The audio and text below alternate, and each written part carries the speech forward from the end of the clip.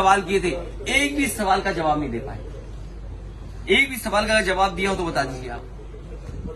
ये सरकार वो जो बजट नहीं खर्च कर पा रही है, ये सरकार वो जो हमारे किसानों को धोखा दे रही है, ये सरकार वो जो आज भी सदन में कह रही है, और देखिए कितने कॉन्फिडेंस से सरकार कह रही है कि सबको रोजगार दे दिया।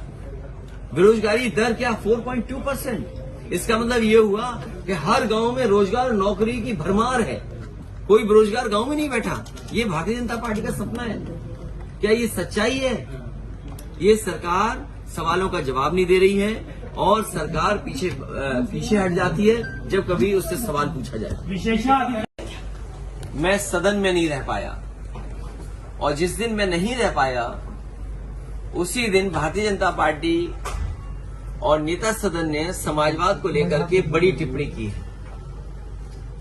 मैं समझता हूं ये भारतीय जनता पार्टी के वो लोग हैं जो बाबा साहब का दिया हुआ संविधान नहीं मानते, जो बाबा साहब भीमराव अम्बेडकर जी ने संविधान दिया है उस संविधान को बदलना चाहते हैं। ये समाजवाद शब्द तर्क में ये सरकार कह रही कि बाद में आया, लेकिन अगर हम अपने समाज को देखें या हम अपने समाज को समझें तो भारतीय समाज हमेशा समाजवादी समाज के रूप में ही आगे बढ़ा है, जिसमें समाज के लोगों ने एक दूसरे का सम्मान करना, एक दूसरे को कैसे साथ लेकर के जाएं, और जो हमारे संविधान में व्यवस्था दी है कि हमारा जो समाज बने वो समता मूलक समाज बने। डॉक्टर राममनोहर लोहिया ने कहा कि समाज में संपन्न हो और गैर बराबरी खत्म हो, संपन्नता आए। वहीं हमारे नेता सदन का ये कहना कि समाजवाद मृग तृष्णा है और न जाने क्या क्या कहना, जिस भाषण से उन्होंने वो लाइनें निकाली हैं, मुझे दुख है इस बात का। भारतीय जनता पार्टी को समाजवाद सीखना कि समाजवाद मृग तृष्णा है और न जाने क्या क्या कहना, जिस भाषण से उन्होंने वो लाइनें निकाली हैं, मुझे दुख है इस बात का। भारतीय जनता पार्टी को समाजवाद सीखने के लिए इतने लाइनें ढूंढनी पड़ी, अंग्रेजी को हिंदी में करना पड़ा। हमें भारत के लोगों को याद है कि अंग्रेजों को भगाने के लिए न जाने कितने लोगों ने कुर्बानी दी है, हमारे न जाने कितने लोग शहीद हुए हैं, जाने गई हैं।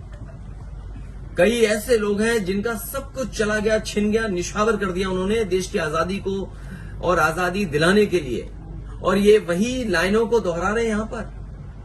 दुख है इस बात का कि जिन्हें समाज को बराबरी नहीं लाना है, राम राज्य नहीं लाना है। और मैंने कई बार कहा कि जो राम राज्य है वही समाजवाद है।